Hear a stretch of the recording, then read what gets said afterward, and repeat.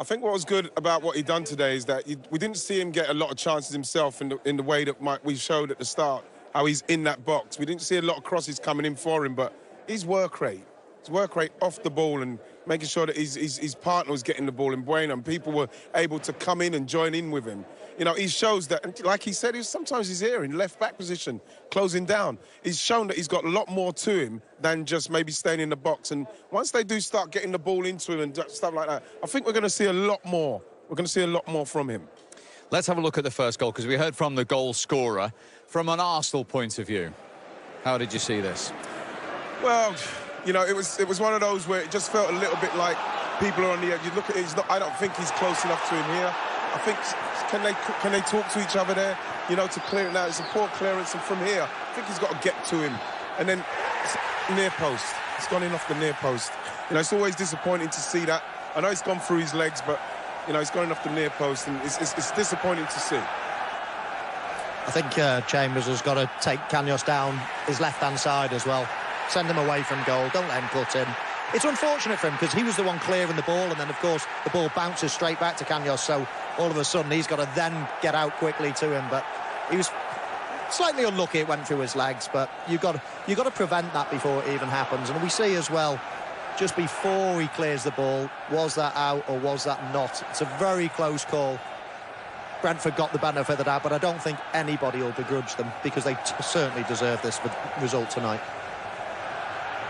Yeah, it was inconclusive. We all felt that at the time. And after that goal, yeah, what about the Arsenal reaction or lack of it? Well, there was a lack of reaction simply because, again, you know, Arsenal passing the ball at a kind of pace that I think that Brentford and the intensity that they had, they dealt with it pretty well. They got themselves back in positions very easily, and the ball weren't coming through. It weren't coming through them, through the middle of them, through the lines, whereas people again join in, Emil Smith-Rowe round the corner, scoring that kind of, making those kind of chances, I should say, where you're actually pulling people out of position. You're committing players to actually come out of the hole, come out of their comfort zone. And Arsenal were passing it around in such a slow manner that it made them very comfortable. And you could see that they were just getting more and more confident with the fact that I don't think they're going to get past us. Pepe, I don't think he went past these man once tonight. Emil Smith-Rowe was tight when he got the ball. When Saka came on, and obviously Kieran Tierney's still, for me, our best player. You know, it was we started to make more chances, but other than that, we needed to get it through there. We didn't get it through the lines so as we can really commit them, and that is where we're going to have to make a massive change at some stage this season. Did you ever feel in the second half Arsenal were going to get back into it? Second half, I thought they were a lot better. First half, I thought they were abysmal, really abysmal. Didn't hardly create anything. Second half, they started, as Righty said, started penetrating the passes. Ben White in particular, Kieran Tierney played a couple into Smith-Rowe, got turned, and then they started, you know, running at the back four. And I thought, or the back three, but I thought they were better second half. But still, it's same old Arsenal. They look soft. They looked like you can bully them. And if I were Mikel Arteta, I wouldn't be bothered about the type of player coming in. I'd want a couple of leaders just to come in, even if they're not going to start. That team just screams at me as if weak, young, inexperienced, flimsy. They need direction. They need 2 or 3 real old senior pros to teach them the ropes. Not how to play, but how to prepare, how to win, how to be hard. Need to be brave. Yeah, exactly. There's no direction. Braver. That's all it is. Simply because I think that we definitely, no one can't tell me we ain't got the quality. I'm not having that. But you've got to have the heart to match what Brentford are going to bring, and then you've got to be brave enough to pass the ball into areas where, yes, you might lose it.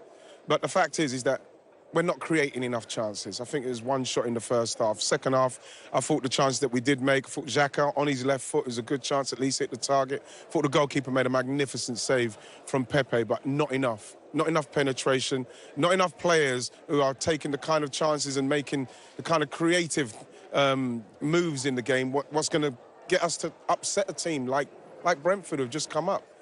It's a worry. It's a worry. OK, let's see if the manager is worried, because we can now get the thoughts of Mikel Arteta. Mikel, obviously a disappointing result for your opening game of the season. Just where do you assess that? How do you assess that? Yeah, extremely disappointed. It's very different the way we wanted to start the season. We didn't start well the first half. We conceded a goal in in an isolated action, but we didn't win. We didn't cope well enough with the long balls and second ball, and that's all they needed to create some difficulties for us in the back line. And then we conceded the second one on a long throw that we know that they can do. And then the biggest worry is the threat that we had in front of goal. How many times we arrive in the final third in great situations, but not enough threat, not enough shots on targets. And if you don't do either of them in the Premier League, it's really difficult to win. Obviously, you're missing players in those areas, so that threat is. I don't want excuses, honestly. It's with what we are. We miss players. We have other players. I don't like to hide, and I don't like excuses. What was it down to then? If there's nowhere to hide, how do you? We weren't good enough to beat them. To do certain things, you have to do some basics right, and we did it. And in the box, we need more threat as much as possible. When we get in this position, we need to be much more ruthless, and we weren't tonight. You mentioned it there, especially the second goal to concede from a long throw. How frustrating is that when it's something? It is, but it's very difficult. They put somebody on the keeper. They can hold the keeper. There is no free kick. The keeper cannot move. The ball lands there, and it's a goal. It's allowed in the Premier League. In terms of what else could have happened in that game, in the first half, when you're looking at incidents that you could have had, do you feel that you could have had a penalty, should have had a penalty? I don't know. I haven't seen the image. Okay. There's nothing to do now. What will you tell your team after this? Because I can tell you're frustrated and there's lots of different areas that you need to work on. And for an opening game, it doesn't get more frustrating than that. It does, but this is a long run. And we started in a disappointing way. So we'll review the game, speak to everybody with cold heads and try to put them right as quick as possible. OK, thanks, Mikel. Cheers. Not the start that he wanted. No excuses, he says, Mikel Arteta. No, there is no excuse for that. It's very hard to be optimistic about that performance. I don't think that, you know, from his point of view, from the manager's point of view, I would be worried about the intensity in which the team played. I can't understand what they would expect Brentford to be. Do they think they were going to sit off and let them play? They're going to have to earn the right to play. I already listened to all the Brentford fans that I've been speaking to. They were looking forward to the game simply because they knew where they can cause Arsenal problems, and then it's going to be up to the Arsenal players to then say, OK, we're going to match you for that, and then we're going to get the quality to come through. It didn't happen. We didn't match them for anything, and they grew in their confidence, and then they deservedly won the game. Could have been more. He mentioned 2-0 there in front of Bernd Leno. You've both watched it over again. Do you feel he has a point? Yeah, definitely. Yeah, I thought it was a free kick, I must admit. I mean, it's a very, very difficult set piece to try to defend a long throw in. And when you let it bounce, and it's even harder. I think Saka at on the edge of the box to start with lets his man go. But then there's definitely a grabbing on the goalkeeper, and I think it was just enough to give a foul. You see at the top of your picture there, we've highlighted Saka. He lets his man go. Norgard, who eventually scored the goal. But then we'll see a better angle of the grabbing on the goalkeeper from behind the goal. And I think this is the first good angle, I think. Right, you can see quite clearly he goes to pin him, grabs him to start with, and then you see it even better from behind the goal. And that was 2-0. There it is there, look. You can see him grabbing him. He's got to do more to get out of that situation. But for me, I would like to see our players go in and attack the ball firstly. I don't think we attacked it very well. It's a good throw, yes, but you know, you're saying Saka there. I don't think Saka, who's not long come on, should have the responsibility of that. I think one of the defenders should pick him up on his way in. OK, well, I can tell you one man who didn't think it was been fantastic for myself and Michael and Ian to be here and to witness that. And as I said, not what Arsenal wanted to see. What will it give them going forward in terms of, because we talked, didn't we? They're the second most inexperienced Premier League team ever to start a season. But to do that now at the first hurdle. I don't care what confidence you've got. Of course, Brentford have come up last season through the playoffs, won more games than they've lost. They're going to be a confident team, but I don't care how confident you are. When you've never played in the big league, when you've never played against players like this before, there's always a seed of doubt until you go and actually do it. No matter how good a player you are individually, can I make it? Can I make that next step? Can we as a team make that next step? All of a sudden, that box, and it's a big box, has been ticked. Now they can go anywhere. They've beaten Arsenal, they can go anywhere with a whole load of confidence to take on anybody in this league. And I tell you what, if they play like that, they've got a chance against most teams as well. Righty? Well, what I have to say about Brentford is that, like I said, it's a long time coming. They've got to get a lot of credit for the way they played.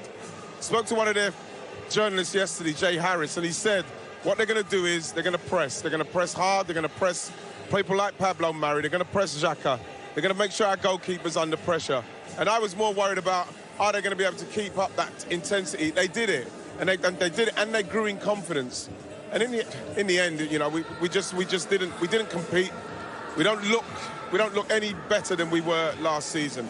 I think Ben White done well against Tony tonight. You know, so his distribution was very good.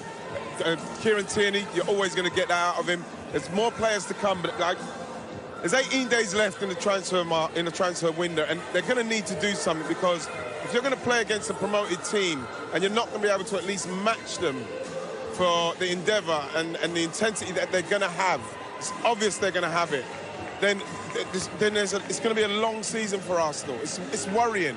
You know, we've got this thing now, this Amazon thing. That, of course, they'll be happy with it because there's so much controversy and there's so much, like, negativity around it. But for Arsenal fans right now, watching that, you know, it's embarrassing for us. It's embarrassing for us. Very strong words. We'll get into Arsenal in a little bit later on in our post-match here, pitchside at the Community Brentford Stadium. But let's hear from the man. Whatever happens now will have his place in history. The very first Brentford player to score a Premier League goal. He is the 24-year-old Spaniard, Sergi Canos. It's so loud. What do you make of it? Yeah, the first goal. Well, I can't. It's very difficult. This is amazing. You know, I've been dreaming about scoring the first goal here in the stadium. You know, these people deserve it. We deserve it. So I think it's a great 3 points. First game of the season. We need a bit of calm, you know, and then we go again next week. You're not going to get any calm yet. But your goal, that first goal, is one for the history books as well. It's Brentford's first Premier League goal. It's the first of this season as well, and the first in this stadium. It must feel like a real moment for you. It is. It's a fantastic moment, you know, for me and for my family. My 2 uncles are there. They came all the way from Spain. I've got all my family in Spain watching the game. So for me, my family, for this club, it's amazing. It's a step forward. Tell us about the second goal. Have you guys been working on those long throw-ins? Yeah, we've been working on a lot of set pieces. We always have something ready, so we are happy that we're pleased that it came through. So yeah, fantastic. It looked like you guys had so much more today than Arsenal had to offer. They couldn't handle your press either. Well, I think we took the game to our side. I think we pressed high, we were brave, and yeah, I think we deserved the 3 points. I'm going to let you go because I know you want to go and enjoy this, but for now, Sergi, I think we can say you're top of the league. Yeah, thank you. Well done. Okay, but Sergio Canos there, he's got all his family over from Spain, the rest of them watching back in Spain. That's what this day feels about, doesn't it? That kind of moment. It does. I mean, it's new for everybody here, and that's the beauty of it. I mean, they're not used to this. Yes, they're used to winning games, and they've had a fantastic run of form for a few years now. I mentioned before the show, they've been so close to promotion a few times, and they've finally got off over the line. And then it's a couple of months of wondering, are we good enough to stay in the league? Are we good enough, you know, to play Arsenal first game? You know, are we good enough as individuals to play in the Premier League? I mean, there's so many questions. And they've just had a massive tick there tonight. Their confidence will be absolutely flowing, and they'll be just buzzing for the next game.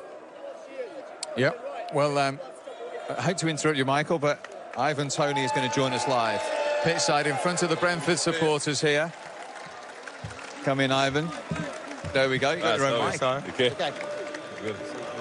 Yes. Oh, yes. Very well done. Okay. Very well done. Thank you very much. Sinking in that. Just about. Surreal, you know. I think we deserved it in the end. The lads put in a shift, and we put out a statement, you know. We're not here to just dip in and out of the league. We want to stay here and as long as we can, and I think it showed today. What was the mindset from the off? Because it seems you settled really quickly. Just get into him, really. Like I said, we want to put a statement out there. Just get into him, run about, and if you work harder than the opposition, then you give yourself a great chance. And I feel like we've done that today, and we deserved the 3 points in the end.